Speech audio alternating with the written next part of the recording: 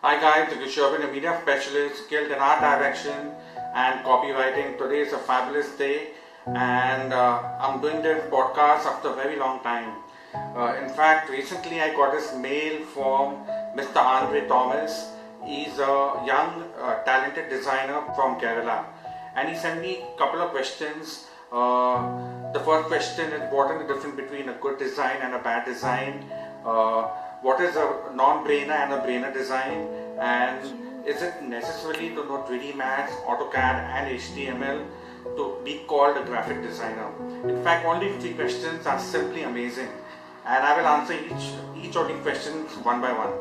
Number 1, what is the difference between a good design and a bad design? There is no difference between a good design and a bad design. The reason I'm saying this is not to discourage you all, but to a certain extent, a good design is a design that gets your bread and butter. A good design is that design which is appealing to the eyes, which visually looks good in terms of fonts, in terms of alignment, in terms of color texture, in terms of the way you actually showcase your design. It could be a brochure, it could be a poster, it could be anything, it could be something on the web. So a good design talks about a design that visually looks good, but it not necessarily be a good idea. Okay, so coming to that point, a bad design won't have a proper visual effect or visual approach towards looking towards it in terms of your color texture, the font, the alignment, XYZ. So that would be called a bad design. But again, the thought to create that design could be extremely good in terms of the way the idea was behind the design, but the approach of visually looking at it could be bad. So that could be termed as a bad design, but again it's not exactly bad because maybe it got a good idea behind it. So that's one part of a good design and a bad design. Okay, the second question is, what is the difference between a brainer and a non-brainer design?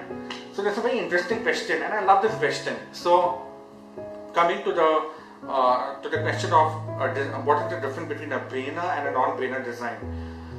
See, let me put it this way, Andre, if you're listening to me, I hope you saw my first video that I uploaded, where I talk about why do graphic designers fail and what are the main reasons. So that video could answer a little bit of this question of yours. I wish and I hope you have seen that video. If you are not seen, nevertheless, you can still have a look at it. So coming to the question of your second question, a non-brainer design is a design that doesn't have any thought process, that doesn't evolve from an idea. It doesn't showcase the idea behind that particular design. For example, brochures, flyers, business cards, certain logos, they don't have any thought process, they don't have any ideas. And sadly, let me tell you this, sadly and honestly, most of the graphic designers who design brochure designs, 10 cards, posters without a thought process and without an idea, they call themselves senior art directors, senior graphic designers or visualizers. I find that very funny. A brainer design evolved from an idea. It communicates an idea to the client. It communicates an idea to the customer. Every idea that evolves, every good design that evolves from an idea is a fabulous design. It can get you an award. You need to understand, to create a good design, you need to ask certain questions. You need to understand the objective of that design. Think, ask questions, do 2-3 samples from that particular design before you can actually show it to the client, and put yourself in the client's shoe and ask yourself whether it looks appealing to you. You need to understand that a good design talks about, it gives you a message, it communicates, it talks about a certain aspect of that design. For example, if you look at certain logos like Amazon, Mercedes-Benz, FedEx, McDonald's, and there are many companies, BMW, they have a certain meaning behind those logos. Did you ever understand that? Or do you ever understand that those logos communicate a certain message? There's a certain reason why those logos are designed. You all should go to Google and check out information based on those logos. What is the thought process and idea of designing the logos? Those are called good designs. Okay, and those designs are called brainer designs. So there's a difference between a brainer and a non-brainer. Usually DTP operators, I'm not putting DTP operators down, but DTP operators do non-brainer designs like brochures, flyers, business cards. Those are non-brainer designs. You don't need intelligence to design that. But to design something really good and communicative, you need to use your brains. You need to make a design or design something that evolves from an idea or that showcases an idea. Very often, many people assume that a graphic designer has to design something that is jazzy and flashy. That is not a way to do designing. You don't need to showcase something that is flashy and that's something that looks elegant, like a magazine poster, like a magazine cover page. You put a model, you put a copy, it looks neat and beautiful, but that's not a good design. I mean, it could look good, but it's not a good idea. It's a non-brainer design, to be more precise. I hope that answers your second question. Now coming to the third question, you asked me about is it necessarily to know 3D Max, AutoCAD and HTML? See, Mr. Andre Thomas, that if you know Photoshop, Illustrator, you know a little bit of Dreamweaver, you know a little bit of HTML Canvas, you know a little bit of InDesign and other softwares that are related to print media and maybe to the web, then it's pretty good enough to be called as a good designer. But when coming to the topic of 3D Max and AutoCAD, let me clear this.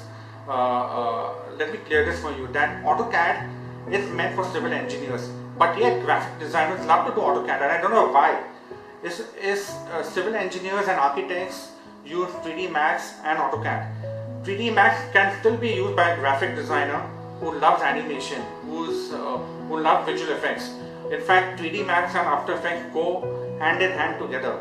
But when I'm talking about AutoCAD, why should a graphic designer know AutoCAD? Can you please let me know? And basic example I can tell you is a doctor, for example. A doctor who specializes for the heart, he won't know something about dentistry. He cannot replace a dental surgeon for your teeth, for example. Or eye specialist cannot replace a dental surgeon for your teeth or for the heart. Each doctor specializes in a certain category, but they are called doctors. So it doesn't mean that because that person is a doctor, I catch him and I put him and I tell him to do anything for the sake of doing. No. Same thing goes with graphic designers. A lot of people don't understand this aspect that a graphic designer has to be categorized into certain segments. Just because he's a graphic designer, he should know AutoCAD, he should know HTML, he should know 3D Max, he should know programming. Programming is meant for software programmers. Understand the basic thought process that what are needed by the industry. Don't emphasize or force a graphic designer that he should know AutoCAD and he should understand 3D Max. Now the question is to you guys, will it be relevant to your industry or towards your company that you'll need AutoCAD or 3D Max? I don't think so. But then why do you blindly ask a designer that do you know AutoCAD, 3D Max or software development? They are totally three different categories. I hope this clears your answers, Mr. Andre Thomas. So if you are good in Photoshop, Illustrator, InDesign, you'll be a master in that. If you're interested in 3D animation, then go ahead and learn 3D animation or After Effects. No one is stopping you. Added knowledge is always an advantage, but at the same time, how long will it benefit you in the long run? For example, AutoCAD will benefit you maybe today, but some other day they would require a civil engineer or an architect, and you're not an architect, you are not a civil engineer, so how would it help you? So I hope this answers your question. So I think that's it for now. So cheers guys, and see you all in the next video. Till then, take care. Cheers.